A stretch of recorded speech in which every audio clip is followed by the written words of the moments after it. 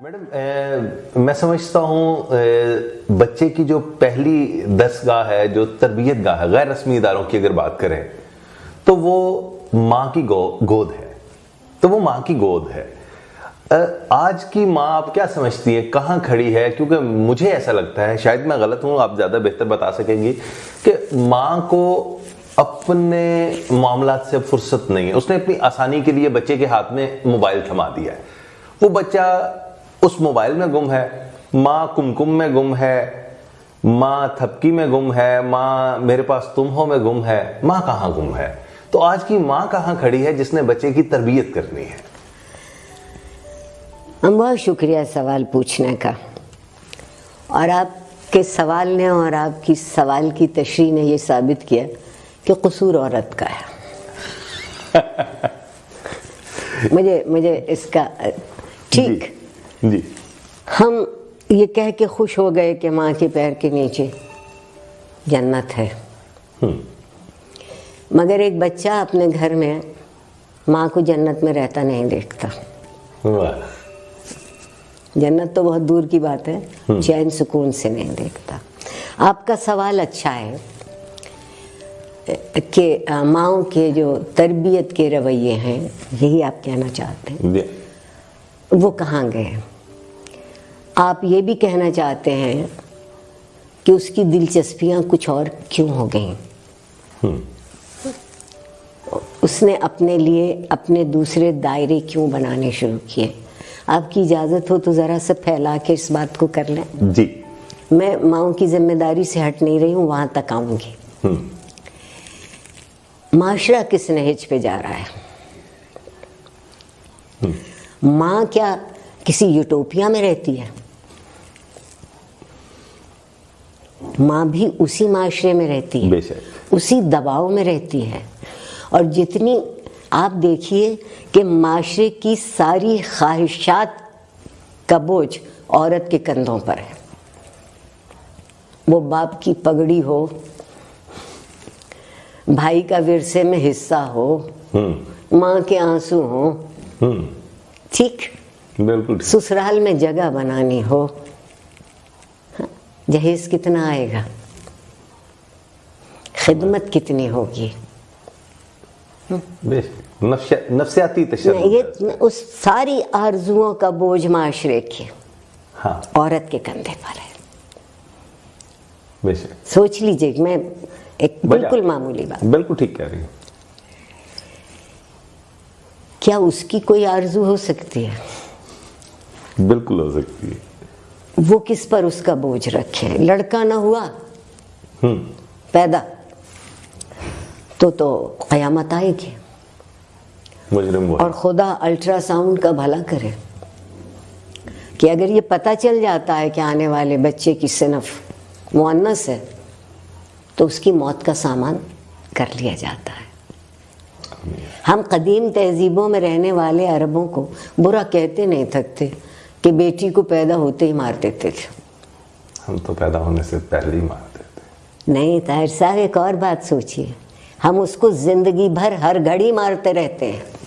بالکل دوسرا بالکل دوسرا رخ یہ، دوسرا رخ یہ کہ ایک دفعہ کوئی مجھے مار دے، چین ہوا، وبال کٹا، عذاب ختم ہوا. ماؤں کے پاس اپنی مرضی نہیں ہے عورت ہونے کے ناطے، اپنی رائے نہیں ہے عورت ہونے کے ناطے، اپنا اختیار نہیں ہے ماں ہونے کے ناطے.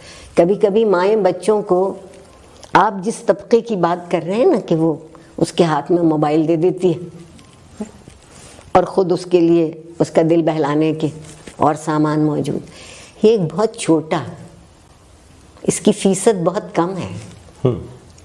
وہ مائیں ہیں جن کے پاس موبائل نہیں ہے بچوں کو بہلانے کے لیے، لیکن وہ بچے کو روتا چھوڑتی ہے، اسے کپڑے بھی دھونا ہے، اسے گھر بھی صاف کرنا ہے، اسے ہانڈی بھی پکانی ہے، اور نمک زیادہ ہو گیا تو شام کو اس کے دسترخوان میں اس زیادہ نمک کے سالن کے ساتھ اس کے حصے کی جوتیاں بھی ہوں گی.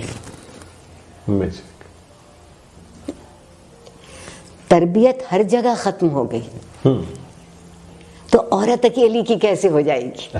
ایک فرد کی تربیت کیسے ہوگی؟ ایک معاشرہ تربیت کرتا ہے، اور جب آپ تربیت کرتے ہیں تو اعتماد دیتے ہیں، اعتبار کرتے ہیں، اور جب آپ اعتماد دیتے ہیں اور اعتبار کرتے ہیں تو یہ اس بات کی ضمانت ہوتی ہے کہ آپ اس کی عزت کر رہے ہیں۔ آپ سے وعدے صرف حوروں کے ہیں، کسی نے آج تک کسی سے کسی اچھی عورت کا وعدہ کیا؟ کوئی مثالی بات کی؟ معاشرے کا بوجھ بھی سمجھ لیجیے۔ بالکل صحیح۔ ایک معاشرے کا سارا رخ، اگر میرا لفظ آپ معاف کر دیں، وقت برباد کرنے پر ہے۔ اچھا، سارا رخ، وہ بڑے بڑے لوگ ہوں، رہنما ہوں، سیاسی رہنما ہوں، مذہبی رہنما ہوں، میرے آپ جیسے بھی چھوٹے سے لوگ ہوں جو کلاس میں کھڑے ہوتے ہیں، اس میں سے طالب علموں سے پوچھئے کہ وہ اس کلاس میں کیوں ہیں، یہ مضمون کیوں پڑھ رہے ہیں؟ CSS کا امتحان دینا۔ بالکل۔ اچھا، کیوں CSS کا امتحان دینا ہے؟ کیونکہ وہاں طاقت ہے، وہاں تحکم ہے، ایسا ہی، وہاں تکبر ہے۔ سول سرونٹ کے معنی بدل گئے ہیں۔ پہلے وہ معاشرے کی خدمت کے لیے تھے، اب معاشرہ ان کی خدمت کے لیے۔ جب یہ یوں بدل جائے گا تو عورت کیسی یوٹوپیا میں رہے گی؟ آپ تو مثالی دنیا کی بات کر رہے ہیں۔ وہ میرا بچپن تھا کہ شادی کا دعوت نامہ کہیں سے آتا، اول تو وہ دعوت نامے ہی اتنے متاثر کن نہیں ہوتے تھے، زبانی بھی پیغام آ جاتا تھا تو سمجھیے لکھے ہوئے سے زیادہ ہوتا تھا۔ بالکل زیادہ معتبر ہوتا تھا۔ اور اگر گھر کی صورت ایسی ہوتی تھی کہ ہم بہن بھائی چھوٹے تھے تو ہمارے ماں باپ آپس میں طے کرتے تھے کہ ان دونوں میں سے کون جائے گا۔ بہت کم شادیاں ایسی ہوں گی جس میں بچے بلائے گئے، تب وہ میرے ماں باپ بھی اکٹھے گئے کسی جگہ۔ احساس ذمہ داری ہے۔ ایسی ملازموں کی کمی نہیں تھی، اس وقت تو سستے بھی تھے، ٹھیک، بالکل، مگر ان کے سپرد آپ اس طرح سے بچے چھوڑ کے نہیں جاتے۔ کبھی ہمارے ابا ہمارے پاس ہوتے تھے اس شام، اور کبھی ہماری اماں ہمارے پاس ہوتی تھی، تو ہم کو کبھی یہ احساس محرومی نہیں ہوا کہ ہمیں اکیلا چھوڑ دیا گیا۔ آپ نے اولاد کو اکیلا چھوڑا ہے، ماں اور باپ دونوں نے چھوڑا ہے، دونوں نے چھوڑ دیا۔ اور یہ کہہ دینا کہ ابا کام بہت کر رہے تھے، وہ دن گزر گئے جب ابا گھروں کی ذمہ داری اکیلے اٹھایا کرتے تھے۔ اب وہ عورت کوئی کام کیوں نہ کرتی ہو، سڑک پہ سے کوڑا چنتی ہو، مٹی ڈھوتی ہو، کنکر کوٹتی ہو، سیمنٹ کے پلستر کا تشلا سر پہ رکھ کے چل کے اوپر تک کوئی کام کرتی ہو، بالکل، وہ برابر کی شریک ہو گئی وہ آپ کے اس اقتصادی ضرورت میں۔ ایسے ہی ہے۔ جب وہ برابر کی شریک ہو گئی اقتصادی ضرورت میں تو اسے بھی کوئی ایک جگہ دے دیجئے کہ بیٹھ کے دو ٹھنڈی سانسیں لے لے۔ بالکل ہونا چاہیے۔ اور ماضی میں بھی اگر دیکھیے، صحیح کہہ رہے ہیں آپ، تو ماضی میں بھی کھیتوں میں جا کے کام ساتھ کون کرتی تھی، ساتھ گھر سے کھانا بنا کے ساتھ کون لے کے جاتی تھی؟ آج بھی وہی معاملہ ہے۔ اور آج جو آپ کے ہاں لوگوں کا گلا بیٹھ گیا یہ کہہ کر کہ عورتیں حجاب کریں اور ان کے بال نظر نہ آئیں اور ان کا لباس یوں ہو، ایک دن یہ شرط لگا لیجئے، پھر میں آپ سے 2 فصلوں کے بعد پوچھوں گی کہ کتنی فصل ہوئی۔